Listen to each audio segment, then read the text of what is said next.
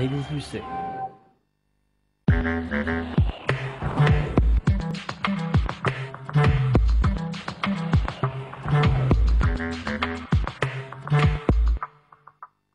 Bonjour à tous. Suite de l'examen ce matin du projet de loi sur la sécurité intérieure. Depuis 2 jours, les sénateurs examinent ce texte dans un climat très frondeur. Hier matin, la commission des lois a rejeté 3 des amendements phares du gouvernement. Et hier après-midi, en séance publique, l'opposition a longuement combattu le texte par le biais de 3 motions qui portaient sur la baisse des effectifs, sur le désengagement de l'État ou encore sur le bilan sécuritaire. Ce matin, nous vous proposons de revenir sur la séance d'hier soir qui portait sur la cybercriminalité ou encore la question de la pédopornographie sur Internet. Également au programme du fichage. Tout l'enjeu du débat est de savoir comment améliorer le fichage électronique avec les empreintes génétiques sans pour autant porter atteinte à la liberté des personnes. Tout de suite, retour à la séance d'hier soir. Très bonne séance à vous. Nous reprenons la discussion du projet de loi adopté par l'Assemblée nationale d'orientation et de programmation pour la performance de la sécurité intérieure. Dans la discussion des articles, nous sommes parvenus à l'amendement numéro 113 au sein de l'article 4. Et nous avons donc 6 amendements qui font l'objet d'une discussion commune. Donc tout d'abord l'amendement 113, il est présenté par Madame Assassi. Oui, merci Monsieur le Président. Cet article 4 vise à obliger donc les fournisseurs d'accès en ligne d'empêcher sans délai l'accès à des services de communication au public en ligne dont les adresses ont été notifiées par l'autorité administrative, et ce pour le domaine particulier de la diffusion des images ou représentations de mineurs à caractère pédopornographique. Donc à l'origine, je voudrais rappeler que la notification par l'autorité administrative devait être précédée de l'accord de l'autorité judiciaire, mais un amendement a permis que cet accord ne soit plus requis. Ceci au motif que celui-ci serait susceptible de recours selon la procédure de droit commun. Alors pour notre part, nous considérons qu'il revient à l'autorité judiciaire, qui est quand même la gardienne des libertés, de se prononcer sur des mesures susceptibles de porter atteinte à la liberté de communication, et ce, quelle que soit la gravité de l'infraction supposée. Pour illustrer mon propos, je vous rappelle que le Conseil constitutionnel a estimé, s'agissant de la loi Hadopi, qu'une connexion ne pouvait être coupée sans décision du juge et qu'une autorité administrative ne pouvait pas prendre une telle décision. Il est donc vraisemblable que la mesure que vous souhaitez instituer, qui se passe donc de l'intervention du juge judiciaire, soit potentiellement soumise à la même censure. Donc nous estimons que toute mesure de blocage doit être prescrite par le juge judiciaire. Par ailleurs, le texte instaure la création d'une liste noire de sites qui se verront privés d'un accès au réseau Internet, liste noire qui est définie par l'autorité administrative. Mais je dois dire que nous n'avons pas beaucoup d'éléments pour savoir comment les autorités compétentes pourront actionner la procédure, renvoyant ces questions à un décret réglementaire. Et nous estimons que cette procédure doit être définie par la loi. Par ailleurs, il est aussi inquiétant que rien ne soit aujourd'hui en mesure de garantir la publicité de cette liste. Et nous considérons également que ces mesures ne doivent pas s'adresser uniquement aux fournisseurs d'accès Internet, comme le permet en l'état le texte, mais également aux hébergeurs, afin de renforcer l'efficacité de telles mesures. Donc, je dois dire que nous restons un peu circonspects sur les préconisations qui nous sont faites dans cet article. Et je crois qu'avec cet amendement, nous voulons, en tout cas c'est ce que souhaitent les élus de mon groupe, une amélioration des dispositions introduites à l'article 6 de la loi de confiance en l'économie numérique. Merci, cher collègue. Amendement 199, il est présenté par Monsieur Anziani. Monsieur le ministre, Monsieur le Président, mes chers collègues, c'est l'une des surprises peut-être de ce débat. L'Assemblée nationale a été plus vigilante que le Sénat sur le pouvoir judiciaire. Nous connaissons le destin de cet article et de cet amendement. Est-ce qu'il faut, oui ou non, un contrôle judiciaire pour le filtrage de ces sites? L'Assemblée nationale, dès la commission des lois, avait dit oui, et donc avait prévu cette autorisation ou ce contrôle judiciaire. L'Assemblée nationale a voté ce contrôle judiciaire, et nous, en commission des lois, à notre surprise, eh bien, nous avons considéré que finalement, pour une fois, l'autorité administrative pouvait suffire. Bon. Je pense que l'Assemblée nationale a eu plus de sagesse, je regrette de le dire, que nous dans cette affaire. Pourquoi? Parce que nous allons nous heurter immédiatement, évidemment, à la décision du Conseil constitutionnel du 10 juin 2009, et donc également aussi à la Déclaration des droits de l'homme et à son article 11. Nous allons nous heurter ça. Alors pourquoi? Dans un souci d'efficacité, je le sais bien, j'imagine bien que c'est le motif qui est invoqué. Comment voulez-vous qu'on bloque les adresses avec un juge judiciaire dans des délais qui soient convenables? Oui, mais d'abord, il ne s'agit pas de bloquer le site. Premier point. Il s'agit uniquement de bloquer les adresses. Moi, il me semble que pour bloquer les adresses, donc repérer les adresses mail des personnes qui accèdent, repérer les adresses des personnes qui accèdent au site, on peut peut-être prendre le temps de saisir le juge judiciaire. Bien entendu, on ne va pas le faire par une procédure au fond, mais on connaît tous qu'il y a des procédures accélérées, et qu'en particulier des procédures en la forme des référés qui pourraient tout à fait convenir et nous permettre ainsi cette garantie du juge judiciaire à laquelle nous sommes tant attachés. Merci, cher collègue. Amendement numéro 41, il est présenté par Madame Boumedienne-Thierry. Oui, Monsieur le Président et chers collègues, Monsieur le Ministre, cet amendement concerne l'autorisation d'autorité judiciaire pour la suspension de connexion, un peu dans le même sens que mes collègues précédents. L'article 4 poursuit en effet un but tout à fait légitime, qui est celui de lutter de manière efficace contre la pédopornographie et en permettant et en mettant en œuvre une procédure de notification impliquant les fournisseurs d'accès et obligeant ces derniers à suspendre les sites Internet pédopornographiques en s'appuyant sur les opérateurs. Si nous adhérons à l'objectif de cet article, en revanche, nous avons quelques réticences en ce qui concerne la procédure qui est suivie. Il est en effet prévu que l'autorité administrative puisse intervenir sans contrôle de l'autorité judiciaire pour limiter ce droit d'accès à Internet et le droit de diffusion des opérateurs. Une telle possibilité, en effet, nous semble contraire à la jurisprudence du Conseil constitutionnel, telle que développée dans sa décision du 10 juin 2009, selon laquelle une décision judiciaire est requise pour toute restriction de l'accès à Internet. C'est la raison pour laquelle nous vous proposons de restaurer l'intervention de l'autorité judiciaire qui pourra, dès lors, apprécier s'il existe, comme le prévoit le texte, une représentation manifestement pornographique de mineurs. Dans le cas contraire, cette procédure serait alors contraire à la Constitution, puisque l'autorité judiciaire est garante du respect des libertés dont l'accès à Internet fait partie. Et je ne pense pas que nous pouvons nous permettre de nous retrouver, une fois de plus, en contradiction avec notre Constitution. Merci. Merci, cher collègue.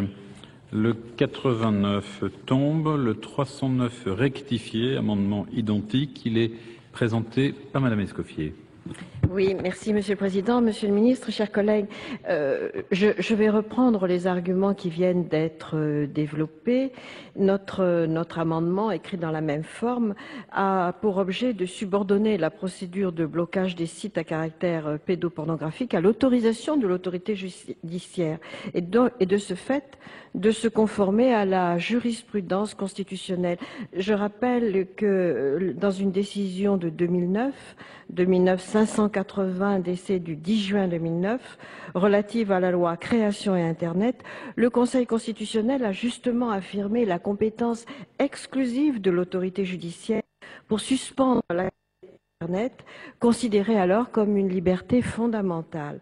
Par conséquent, il ne peut pas appartenir à l'administration seule, par l'intermédiaire des hébergeurs et des opérations de communication électronique, de porter atteinte à ce principe. Et c'est pour ça que nous souhaitons que cette proposition et cette modification pour faire intervenir l'autorité judiciaire puisse être prise en compte. Merci, chers collègues. Nous arrivons à l'amendement numéro 4. Il est présenté par Monsieur Détraigne. Merci, Monsieur le Président. Cet amendement est légèrement différent de ceux qui viennent d'être présentés à l'instant.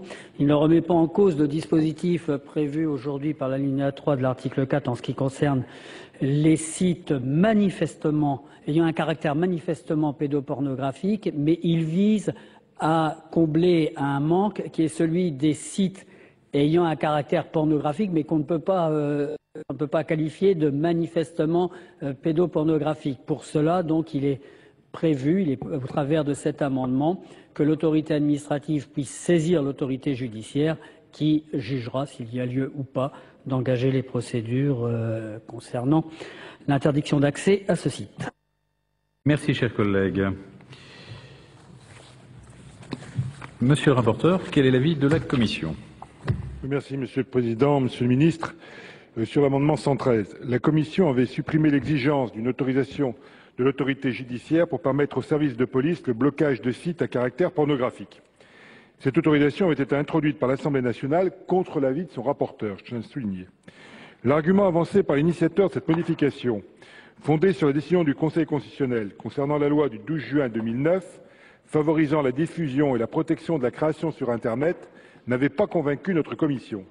En effet, la censure du Conseil constitutionnel avait alors porté sur le pouvoir donné à l'autorité administrative de restreindre ou de limiter l'accès à Internet, considéré comme une atteinte à la liberté individuelle. Or, la disposition proposée présente une portée beaucoup plus restreinte puisqu'elle tend non à interdire l'accès à Internet, mais à empêcher l'accès d'un site déterminé en raison de son caractère illicite. Notre commission des lois avait néanmoins jugé utile, par un amendement que j'avais présenté, de mieux préciser le champ d'intervention de l'autorité administrative, limité aux sites présentant un caractère manifestement pédopornographique. Par ailleurs, le choix des adresses électroniques dont l'accès doit être bloqué constituera naturellement une décision administrative susceptible de recours dans les conditions de droit commun. Donc avis défavorable. Il en est de même pour l'amendement 199, même pour l'amendement 41 et identique pour l'amendement 309 rectifié. En revanche, pour l'amendement numéro 4, cet amendement prévoit, en cohérence avec la garantie introduite par la Commission des lois, que lorsque le caractère pornographique n'est pas manifeste, l'autorité administrative peut saisir l'autorité judiciaire qui statue alors sur l'interdiction de l'accès aux sites concernés. Cette précision nous a paru utile et la Commission des lois a mis un avis favorable. Merci, Monsieur le rapporteur. Monsieur le ministre, l'avis du gouvernement. Oui, merci Monsieur le Président. Même avis que le rapporteur. Ici, en effet, on ne bloque en rien l'accès de quelqu'un à Internet, vous l'avez dit, mais on bloque l'accès à des images dont le contenu est lui-même illicite. Et donc, il n'y a pas de liberté d'accéder à des contenus illégaux. Donc, la question, en réalité, ne se pose pas. Donc, même avis que le rapporteur. Et sur les autres amendements, Monsieur le ministre ? L'ensemble des amendements. Compris sur le 4. Compris sur le 4 et l'argumentaire du rapporteur est convaincant. Alors, nous votons sur le 113.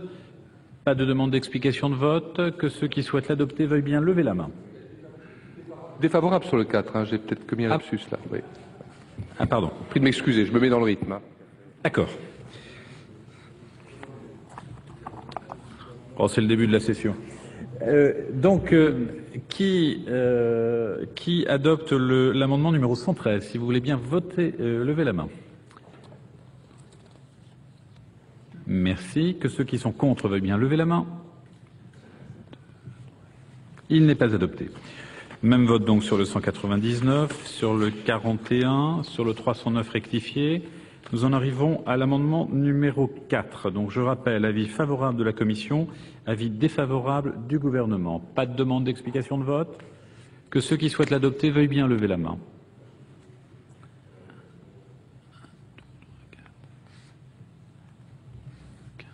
Merci. Que ceux qui sont contre veuillent bien lever la main. Il est adopté. Nous en arrivons à l'amendement numéro 200. Il est présenté par Madame Claes. Oui, merci, Monsieur le Président, Monsieur le Ministre, chers collègues. Puisque j'ai pas réussi malheureusement à vous convaincre que le blocage des sites pédopornographiques était une fausse bonne idée, au moins entendez ce nouveau plaidoyer pour qu'on ne le fasse que pendant un délai de 1 an, délai qui va nous permettre effectivement de vérifier l'efficience, de vérifier si les sommes et les moyens techniques mis en face ont des résultats en regard de ce que l'on peut attendre, ou si ces sommes et ces moyens techniques ne pourraient pas être mieux utilisés par ailleurs. Pendant ce délai d'1 an, voyons voir ce que l'on peut faire en matière d'éducation, en matière de formation, en matière de logiciels de contrôle parental obligatoire, etc., etc.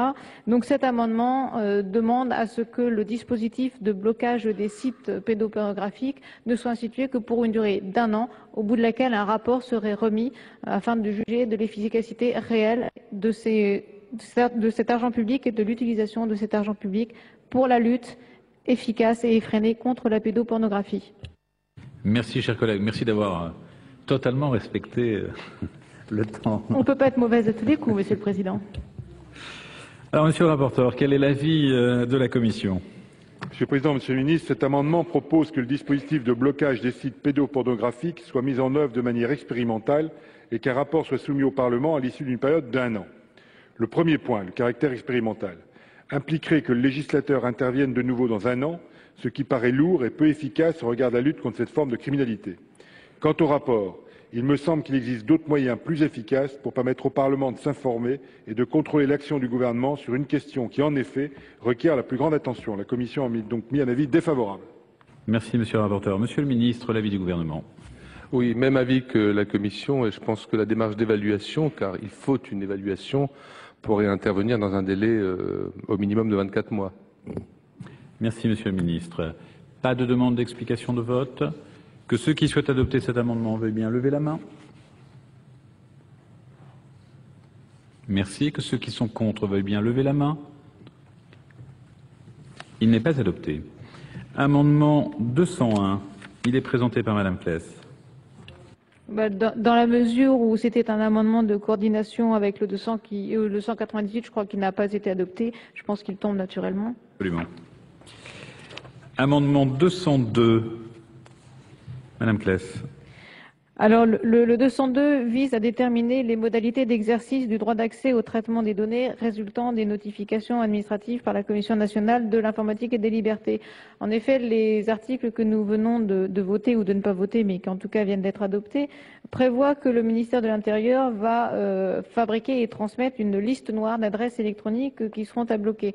Autrement dit, création d'un nouveau fichier, sans forcément l'appeler fichier, et même si nul ici, je pense, ne peut contester l'intérêt effectivement de ce fichier. Donc, pour autant, en l'état actuel des connaissances, il ne s'appelle pas fichier et il serait intéressant, à la fois pour les risques de surblocage notamment, comme pour le contrôle du droit informatique et liberté, que l'ensemble de ces données soit contrôlé par la CNIL. C'est ce à quoi vise cet amendement. Merci, chers collègues. Monsieur le rapporteur, l'avis de la Commission. Monsieur le Président, Monsieur le Ministre, cet amendement vise à préciser que le décret détermine les modalités d'exercice du droit d'accès de la CNIL au traitement des données résultant des notifications administratives. L'objet poursuivi est de garantir aux responsables des sites une voie de recours. Il convient de rappeler qu'en tout état de cause, les responsables des sites peuvent utiliser les voies de recours administratives de droit commun. Cette précision n'apparaît donc pas utile. La Commission des lois a mis un avis défavorable. Merci, Monsieur le rapporteur. Monsieur le Ministre. Oui, Monsieur le Président, et même avis, et ce d'autant plus que le droit d'accès indirect devant la CNIL ne s'applique qu'au traitement de données à caractère personnel et la liste des sites faisant l'objet d'un blocage ne correspond donc pas à un tel traitement. Merci, Monsieur le Ministre. Pas de demande d'explication de vote. Que ceux qui souhaitent adopter cet amendement veuillent bien lever la main. Merci. Que ceux qui sont contre veuillent bien lever la main. L'amendement n'est pas adopté. Amendement numéro 114. Il est présenté par Madame Assassi. Oui, merci Monsieur le Président. Il s'agit ici de demander que le dispositif répressif qui est introduit au présent article soit mis en œuvre à titre expérimental sur une période de 12 mois et que le législateur puisse procéder à son évaluation une évaluation, j'oserais dire, détaillée avant d'entamer une éventuelle pérennisation. Bon, je ne reviens pas ici sur le fléau que constitue la pédopornographie sur Internet. Je crois qu'ici, il y a au moins consensus pour dire qu'il faut le combattre collectivement et qu'il faut effectivement se doter d'un arsenal juridique performant, avec bien évidemment des moyens humains nécessaires. Mais cela dit, nous pensons que les mesures qui sont préconisées ici présentent quelques risques de dérive en termes de liberté de communication et que cela risque de s'avérer inutile. Donc le dispositif de filtrage qui est conçu donc par cet article 4 risque selon nous d'être contre-productif, puisque ce n'est pas l'existence même de tels sites qu'il combat, mais simplement leur accès. Or, on sait très bien qu'en termes d'accès, l'évolution des technologies permet systématiquement que lorsque de nouveaux filtrages sont créés, immédiatement de nouveaux contournements sont également créés. Et donc à terme, il nous semble que ce dispositif entraînera fatalement le développement de modes de diffusion plus difficilement détectables par les enquêteurs. Selon les opérateurs, je les cite, les solutions de blocage ne permettent d'empêcher que les accès involontaires à des contenus pédopornographiques disponibles sur le web à travers le protocole HTTP, mais pas d'empêcher les réseaux pédophiles de prospérer. Il est à souligner que tous les contenus diffusés sur les réseaux peer-to-peer ne sont pas inscrits dans le périmètre de blocage. Or, d'après une enquête, ce sont ces réseaux qui sont depuis 20 ans une des principales plateformes d'échange d'images pédopornographiques. Fin de citation. Ceci sans compter le coût de telles mesures de filtrage dont nous n'avons aujourd'hui aucune estimation. Alors ma collègue Martine Billard à l'Assemblée nationale avait considéré, et je partage son point de vue, que pour empêcher les mineurs d'avoir accès à ces images, l'une des solutions résiderait également dans l'instauration d'un logiciel de contrôle parental qui permet de filtrer sur chaque ordinateur l'accès aux images. Donc en tout état de cause, nous demandons par cet amendement pour le moins une évaluation de ce dispositif avant de le rendre pérenne. Merci, cher collègue. Monsieur le rapporteur, l'avis de la commission. Écoutez, on vient de rejeter l'amendement 200 et que c'est le même, la commission peut maintenir que l'avis défavorable. Défavorable, monsieur le ministre. Même avis défavorable pour les mêmes raisons. Même avis pour le gouvernement. Pas de demande d'explication de vote. Que ceux qui souhaitent adopter veuillent bien lever la main. Merci. Que ceux qui sont contre veuillent bien lever la main. L'amendement n'est pas adopté. Nous votons sur l'article 4. Pas de demande d'explication de vote. Que ceux qui souhaitent l'adopter veuillent bien lever la main. L'article 4. Merci. Que ceux qui sont contre veuillent bien lever la main. Il est adopté. Article 4 bis. Pas d'explication de vote. Même vote. Il est adopté. Nous en arrivons au chapitre 3, utilisation des nouvelles technologies. Sur l'article 5, j'ai une demande de parole de Madame Éliane Assassi. Oui, merci Monsieur le Président. Donc cet article 5 est le premier du chapitre 3, donc qui est consacré, vous l'avez dit Monsieur le Président, à l'utilisation des nouvelles technologies. Donc on y découvre en fait l'usage que vous comptez faire des avancées informatiques de ces dernières décennies pour, selon nous, mieux contrôler chacun de nos concitoyens. Mais contrairement à votre habitude, on note ici que vous ne créez pas de nouveaux fichiers. Ouf. Mais peut-être la liste est-elle déjà tellement longue qu'un ajout serait effectivement inutile. En revanche, vous détournez les fichiers existants de leur finalité d'origine. Si vous me permettez, je trouve cela un peu plus pernicieux. Ainsi, au terme des articles 5 et 8 de ce texte, le fichier national automatisé des empreintes génétiques pourra, par exemple, contenir les empreintes de victimes de catastrophes naturelles ou celles des ascendants, descendants ou collatéraux de personnes figurant dans un fichier de police. Il nous semble quand même que c'est là la porte ouverte au fichage des empreintes génétiques de toute la population.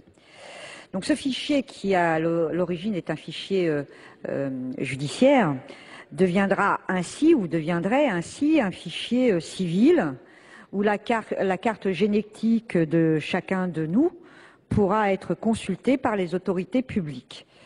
Alors, le fait que vous ne prévoyez pas de séparation entre les données concernant les différentes catégories de personnes fichées doit peut-être être compris comme le révélateur de vos objectifs. Alors, il y a 3 ans, lorsque notre actuel ministre de l'Industrie avait déclaré, je le cite, que les citoyens seraient mieux protégés si leurs données ADN étaient recueillies dès leur naissance, fin de citation, eh ben, j'oserais dire qu'il ne croyait pas, c'est le cas de le dire, si bien dire. Peut-être avez-vous oublié, Monsieur le Ministre, en rédigeant ce projet, que cette remarque avait suscité, au-delà de l'émotion dans l'Hexagone, avait quand même suscité l'indignation de nos voisins européens. Entre 2003 et 2006, le nombre de profils enregistrés au FNAEG est passé de 2807 à plus de 330 000. Et grâce à vous, eh bien, ce chiffre risque de croître de façon, je dirais, exponentielle, et cela au mépris des libertés publiques. Mais visiblement, cette violation criante des libertés ne paraît pas vous arrêter. Vous n'avez d'ailleurs tiré aucun enseignement de toutes les levées de bouclier qu'avait suscité en son temps la création du fichier Edwige et les critiques opposées à l'époque par la CNIL à cette création, visiblement, ne vous ont pas servi de leçon. Rappelez-vous, la CNIL avait émis de graves réserves concernant en particulier la collecte d'informations relatives aux mineurs de plus de 13 ans. Votre projet permet pourtant le fichage dans les fichiers de police judiciaire comme dans les fichiers d'analyse sérielle, les spécifiés sans limitation d'âge. On ne peut même plus dire que vous ignorez les objections d'une autorité indépendante, donc telle que la CNIL. Je dirais même qu'on pourrait constater qu'il les méprise de façon ouvertement.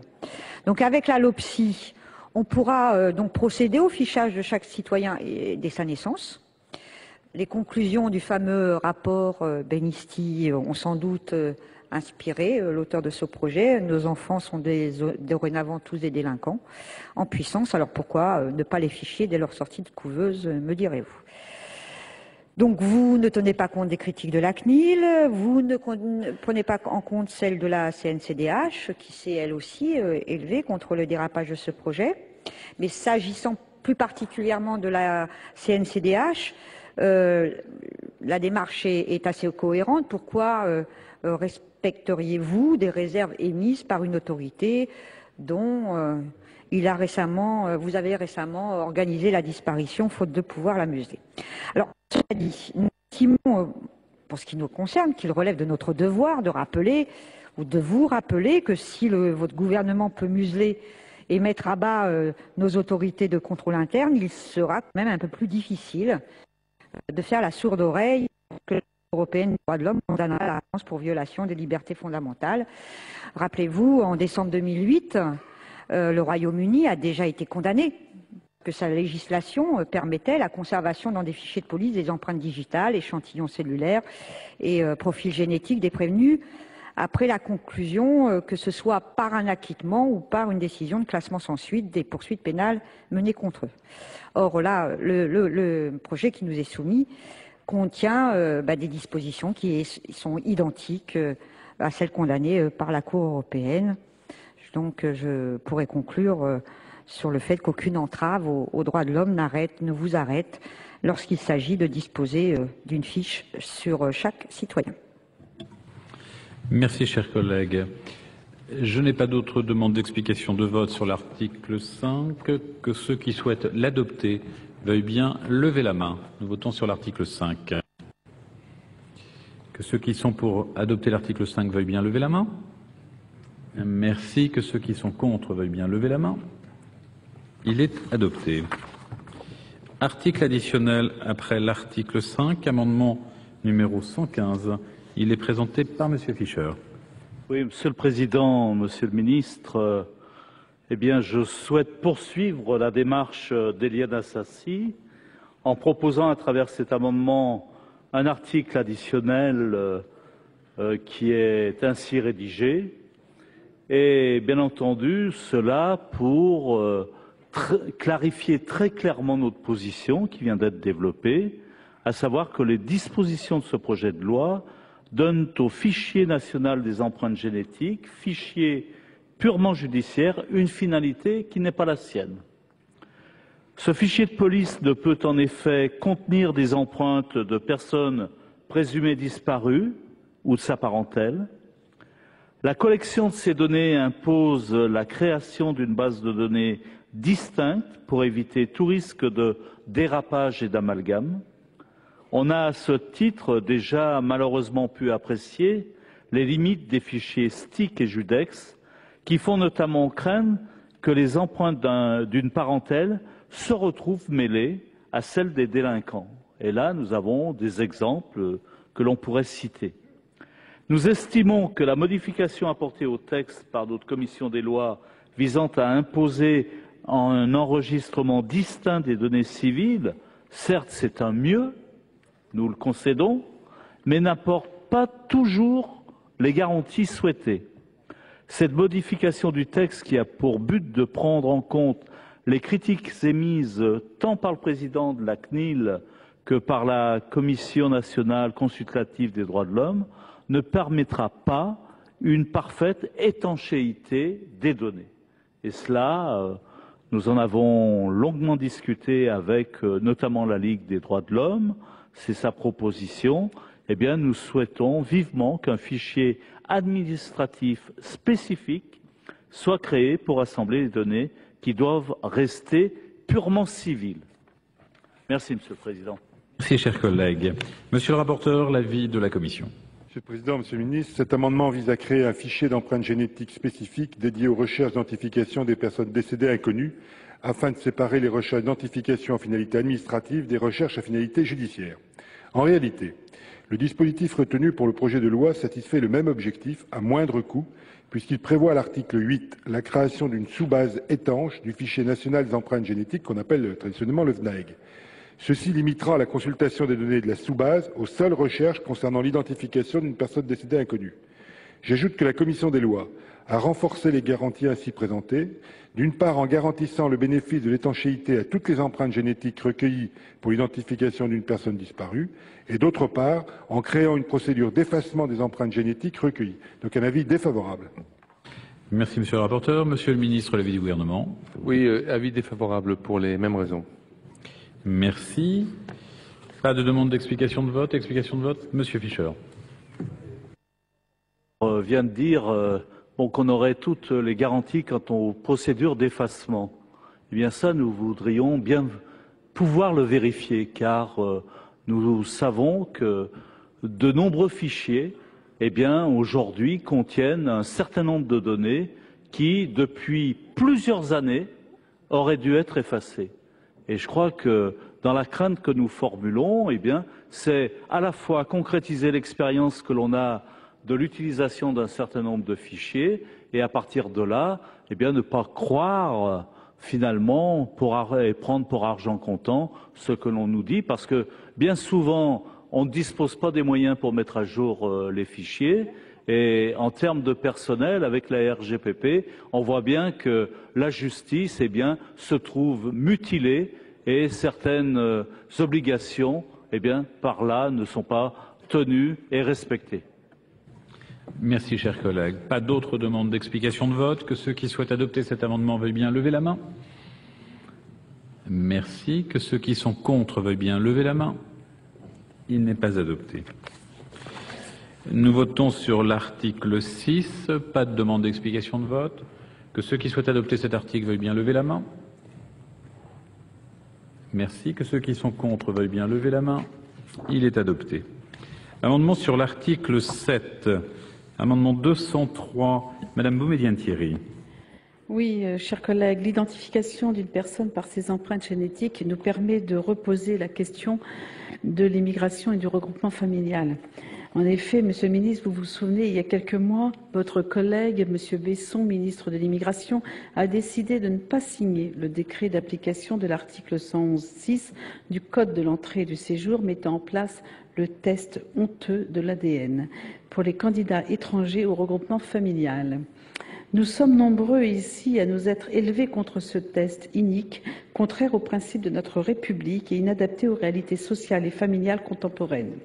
En violation totale des règles du droit international privé français, ce test ADN faisait présumer le caractère frauduleux des actes d'état civil étrangers, rendant le test ADN seul à même de prouver une filiation, disqualifiant ainsi d'autres liens que les liens du sang, à l'image de l'adoption par exemple. Véritable défiance à l'égard des pays d'immigration, ce test ADN suggérait que l'étranger était par nature fraudeur et que les autorités étrangères sous-développées étaient incapables d'établir des documents authentiques. Eh bien, évidemment, nous nous sommes satisfaits de cette décision de M. Besson, même si nous déplorons que cette décision de ne pas mettre en œuvre le test ADN soit fondée sur le caractère impraticable de la mesure créée et non pas en raison de son caractère indigne et inacceptable. Aujourd'hui, nous souhaitons aller beaucoup plus loin dans la logique et supprimer ce test ADN. C'est pourquoi nous vous proposons la suppression de l'article L111.6 du Code de l'entrée et du séjour des étrangers et du droit d'asile. Merci. Merci, chers collègues. Monsieur le rapporteur, l'avis de la Commission. Monsieur le Président, Monsieur le Ministre, cet amendement vise à supprimer la procédure de vérification d'état civil d'une personne candidate au regroupement familial sur la base d'une expertise génétique, au motif que le ministre de l'Immigration, de l'Intégration, Identité nationale et Développement solidaire n'ait pas signé les décrets d'application du texte, ceux-ci ne pouvant être mis en œuvre dans le délai imparti. Traiter cette question dans le cadre du présent texte n'est pas forcément approprié. En effet, cette procédure est uniquement mentionnée par renvoi par le présent article, par reprise du texte actuel de l'article 226-28 du Code pénal. Aucune modification n'y est apportée. La question ainsi soulevée par l'auteur de l'amendement relève plutôt du prochain projet de loi sur l'immigration annoncé par le gouvernement. Il convient donc de renvoyer cet amendement à l'examen de ce texte. Pour cette raison, la commission des lois a mis un avis défavorable. Merci, monsieur le rapporteur. Monsieur le ministre, l'avis du gouvernement. Oui, merci, monsieur le président. Même avis pour les mêmes raisons, avec la précision. On a bien compris que votre amendement était motivé par la volonté de supprimer le dispositif spécifique de vérification des actes d'état civil pour les candidats au regroupement familial. Je veux quand même rappeler que la procédure d'identification génétique que vous visez spécifiquement dans votre propos, elle est réalisée volontairement à la demande de l'intéressé et elle n'est pas imposée, elle répond à un besoin, puisqu'elle vise à permettre de confirmer des liens familiaux que les actes officiels ne parviennent pas forcément à démontrer de façon certaine. Et ce sont des situations auxquelles on est confronté de manière concrète très régulièrement. En quelque sorte, il y a même là une dimension de garantie complémentaire.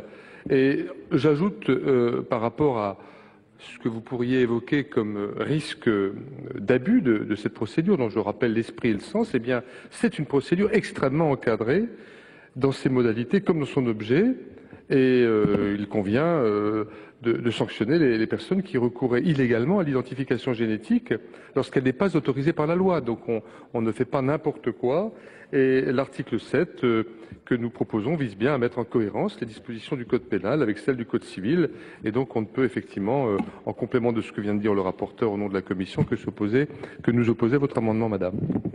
Merci, monsieur le ministre. Pas de demande d'explication de vote. Que ceux qui souhaitent adopter cet amendement veuillent bien lever la main.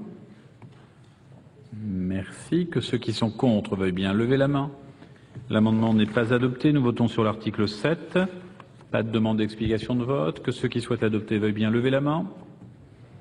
Merci. Que ceux qui sont contre veuillent bien lever la main. Il est adopté. Amendement sur l'article 8. Nous en arrivons à l'amendement 116. Il est présenté par monsieur Vera.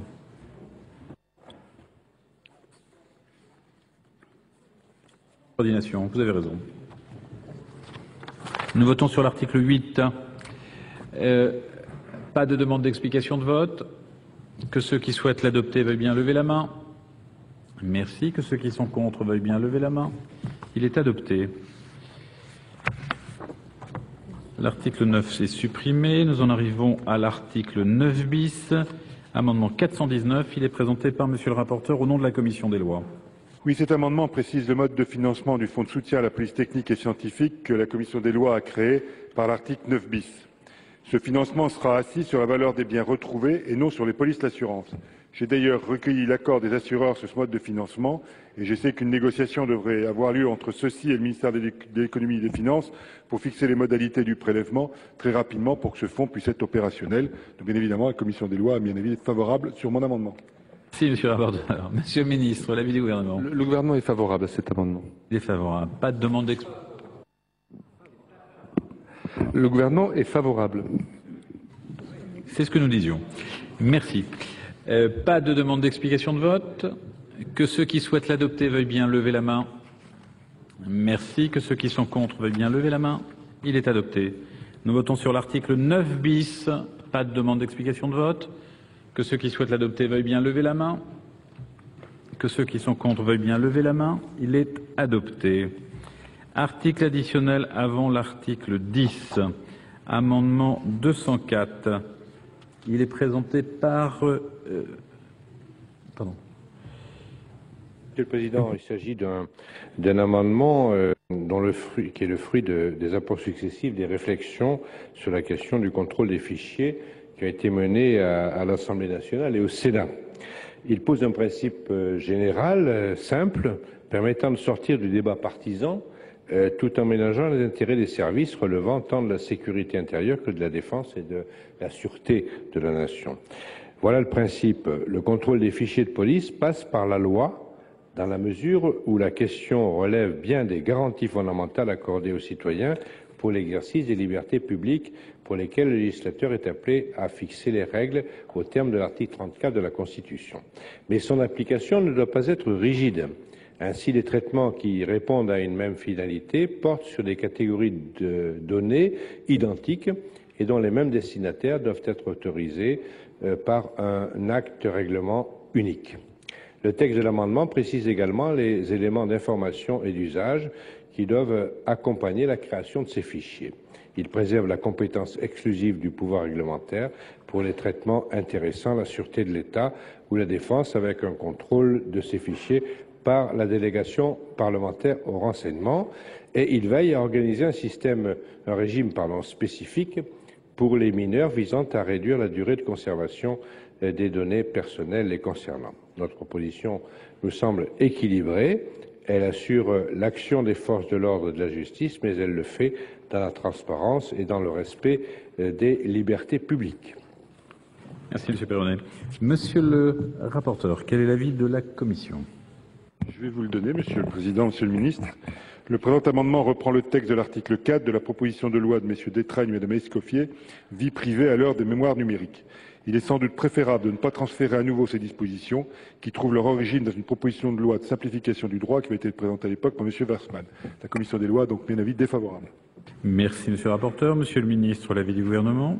Oui, Monsieur le Président, Monsieur le Sénateur, autoriser la création de tous les fichiers de police par la loi n'est pas une proposition nouvelle et je voudrais répéter ce que nous avons déjà eu l'occasion de dire.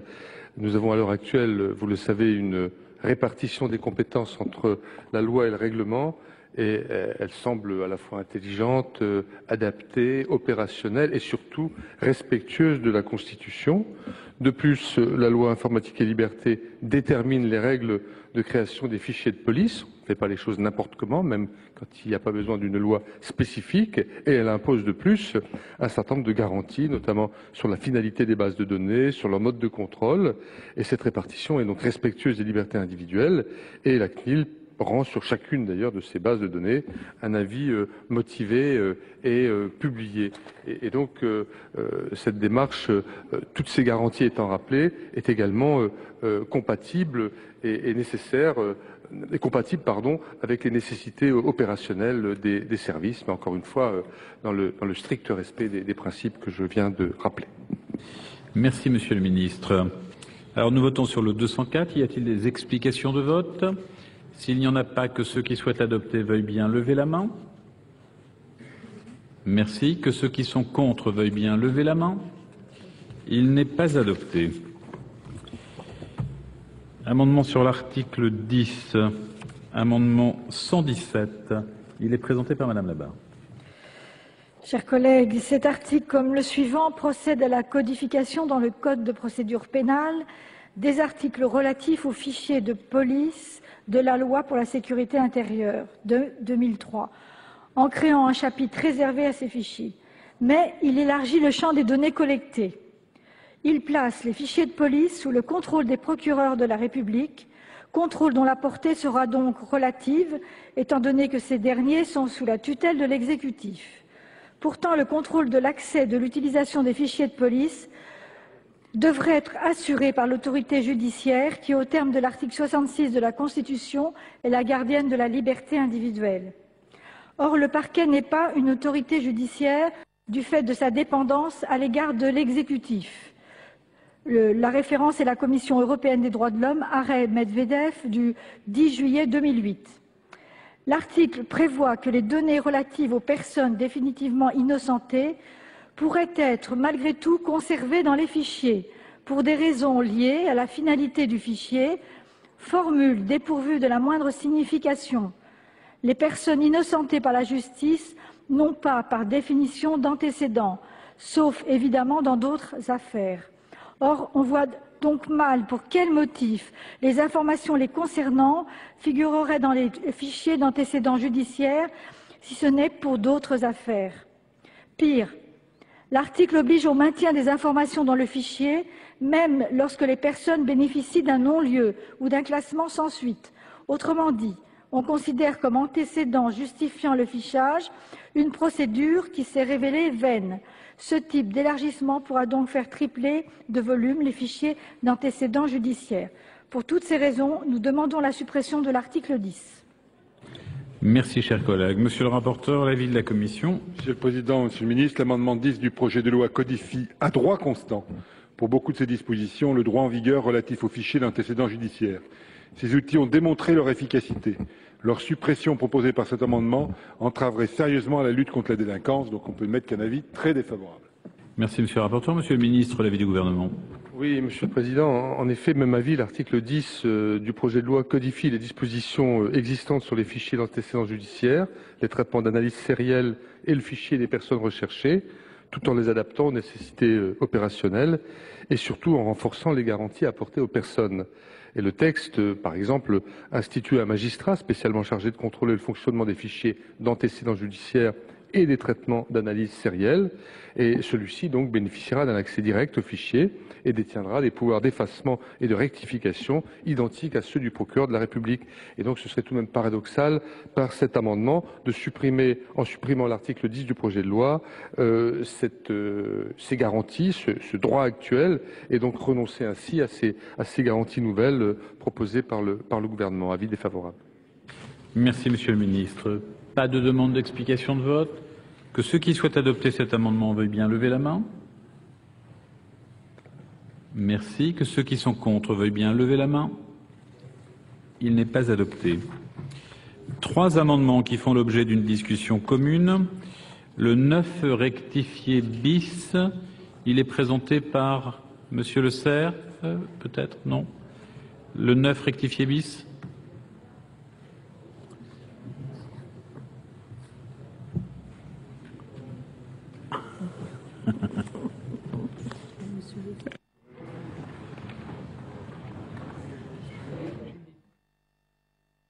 Dans le Code de procédure pénale, un chapitre consacré aux fichiers de police judiciaire. Reprenant la rédaction des dispositions actuelles, les dispositions proposées autorisent l'enregistrement dans ces traitements d'informations nominatives. Or, depuis la loi du 6 août 2004, cette notion d'information nominative a été remplacée par celle de données à caractère personnel. Loin de se réduire à un changement de vocabulaire, cette évolution a modifié le fondement de notre droit des fichiers. La notion de données à caractère personnel n'a pas le même sens que la notion de données nominatives. Il s'agit de toute information relative à une personne physique identifiée ou qui peut être identifiée par référence à un numéro d'identification. Elle repose sur des éléments qui sont des éléments cumulatifs. Éléments cumulatifs qui sont d'une part un élément d'identification, c'est-à-dire l'identité de la personne ou tout élément la rendant identifiable, et d'autre part une information quelle qu'en soit la nature, relative à cette personne. Il en résulte qu'aucune information n'est qualifiable de donnée à caractère personnel en soi, mais qu'à l'inverse, toute information peut être une donnée à caractère personnel. L'amendement proposé met donc le droit spécial des fichiers de police judiciaire en cohérence avec le droit général des fichiers, tel qu'il résulte de la loi de 78 modifiée en 2004. C'est la raison pour laquelle mon collègue Buffet a souhaité vous le proposer. Merci, cher collègue. Amendement 120, il est présenté par Monsieur Fischer. Bien entendu, nous poursuivons notre démarche pour bien clarifier le sens de l'utilisation des fichiers et pour faciliter votre tâche, Monsieur le Président, mon explication de vote sur l'amendement 120 vaudra pour l'amendement 121, 122, 123, 124 et 125. Vous voyez que je suis de bonne humeur ce soir. C'est la rentrée. Alors, ces amendements visent à garantir que les dispositifs du fichage dont il est fait mention ne portent pas atteinte à la vie privée de nos concitoyens et à s'assurer qu'ils ne deviennent pas, s'ils ne sont pas déjà, des instruments de surveillance de la population. Ainsi, nous souhaitons ajouter l'obligation d'informer les personnes dont les données sont enregistrées dans les fichiers de la possibilité de s'opposer à ce que les informations nominatives les concernant soient conservées dans le fichier dès lors que l'auteur des faits a été définitivement condamné. Si la possibilité est garantie dans la rédaction actuelle du texte, il demeure impératif que l'information des personnes concernées devienne une obligation légale, à peine de nullité de la procédure. Il relève également du bon sens de prévoir que, quelle que soit la nature de la décision ayant mis hors de cause la personne concernée, eh bien que les données personnelles la concernant soient toutes effacées des fichiers. Et cela rejoint la réflexion que je faisais tout à l'heure en présentant un amendement. Par ailleurs, nous le disions, le contrôle de l'accès et de l'utilisation des fichiers de police devrait être assuré par l'autorité judiciaire, qui, au terme de l'article 66 de la Constitution, est la gardienne de la liberté individuelle. Or, le parquet n'est pas une autorité judiciaire du fait de sa dépendance à l'égard de l'exécutif, conformément à la jurisprudence de la Cour européenne des droits de l'homme. Dès lors, nous estimons également nécessaire que les personnes concernées disposent d'un recours qui doit être traité par des magistrats indépendants afin d'obtenir une décision sur leur demande d'effacement ou de rectification des données nominatives les concernant dans l'hypothèse où le procureur rejetterait ou ne statuerait pas sur ces demandes dans le délai qui lui est imparti par le texte et conformément au droit au recours dont chaque citoyen doit disposer. Voilà, tel est l'objet de l'explication de ces différents amendements, Monsieur le Président, et c'est pour cela que nous ne réinterviendrons pas sur les 10 amendements. Merci, chers collègues. Nous voyons que vous avez une grande expérience de la présidence. Alors, nous passons à l'amendement 205. Il est présenté par Monsieur Perronnet.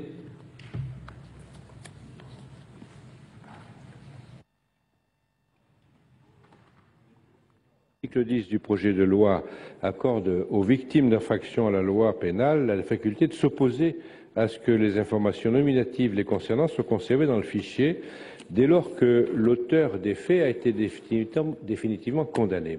Il soulève donc la question sensible de l'information des personnes mentionnées dans les fichiers antécédents alors qu'elles n'ont plus à y être inscrites. C'est une question tout à fait importante. La rédaction retenue vise à ne pas alourdir la procédure, mais elle revient à accorder un droit théorique si les victimes inscrites dans ce traitement de données ignorent qu'elles y figurent. Les enquêteurs doivent pouvoir mener leurs enquêtes en toute confidentialité, mais dans le cas présent, il s'agit des victimes et les dossiers sont jugés. Il a été rétorqué qu'une telle obligation d'information créerait une charge qui deviendrait très rapidement insurmontable pour les services gestionnaires. Mais dans l'annexe, on peut lire « La qualité de ce lien tissé avec la population sera d'autant plus grande que les victimes seront prises en charge avec toute la considération qui leur est due. » Si le gouvernement prévoit l'extension du dispositif de pré-plainte pour contribuer, je cite, à améliorer l'accueil des victimes en facilitant les démarches des usagers, l'argument de la surcharge de travail n'est pas très convaincant. Enfin, nous avons été convaincus par l'avis de la CNCDH du 17 avril 2010 qui préconise que les textes prévoient un traitement séparé des personnes mises en cause, des témoins et des victimes, ainsi que l'effacement automatique, c'est ça qui importe en particulier, des données concernant ces fichiers à l'issue des opérations judiciaires. Voilà le sens, Monsieur le Président, de notre amendement.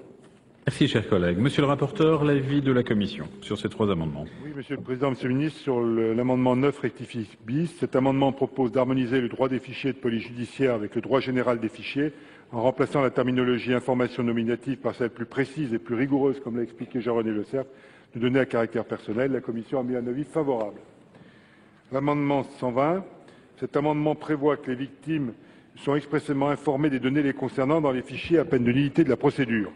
Cette disposition paraît excessive. En l'état du droit que la LOPSI ne modifie en rien, les victimes ont évidemment un droit d'accès à ces données et peuvent s'opposer à leur conservation dès lors que l'auteur des faits a été définitivement condamné. Avis défavorable. Il en est de même pour l'amendement 205. Merci, Monsieur le rapporteur. Monsieur le Ministre, l'avis du Gouvernement. Oui, l'avis du gouvernement est similaire. Il est favorable à l'article 9 rectifié bis pour les raisons qui ont été fort bien explicitées à l'instant par Monsieur Le Cerf et par Monsieur le rapporteur. Je n'y reviens pas. Concernant les deux amendements 120 et 205, l'avis est défavorable. Le rapporteur a déjà repris quelques arguments. L'alinéa 13 de l'article 10 ne fait sur ce point que reprendre le droit actuel, je le rappelle, et dispose que les fichiers d'antécédents judiciaires peuvent contenir des informations sur les victimes et que celles-ci peuvent toutefois s'opposer à ce que les informations nominatives les concernant soient conservées dans le fichier dès lors que l'auteur des faits a été définitivement condamné. Les fichiers d'antécédents, comme tous les fichiers de police cette fois, sont pourtant déjà soumis au droit d'accès et de rectification. Il est donc tout à fait inopportun d'imposer à l'administration une nouvelle charge aussi lourde qu'inutile. Nous avons déjà les garanties suffisantes, comme je viens de le rappeler. On n'y renonce pas, mais je crois que c'est bien comme cela, et donc c'est la raison pour laquelle nous y sommes défavorables. Merci, Monsieur le Ministre. Nous votons donc sur le 9 rectifié bis. Pas de demande d'explication de vote. Que ceux qui souhaitent l'adopter veuillent bien lever la main. Merci. Que ceux qui sont contre veuillent bien lever la main. Il est adopté. Sur le 120, que ceux qui souhaitent l'adopter veuillent bien lever la main. Merci. Que ceux qui sont contre veuillent bien lever la main. Il n'est pas adopté. Sur le 205, même vote, même vote. Vous venez de suivre les débats portant sur l'examen du projet de loi sur la sécurité intérieure. Prochain rendez-vous de l'actualité politique, le 19h de Michel Grossior. Très bonne journée à vous sur Public Sénat.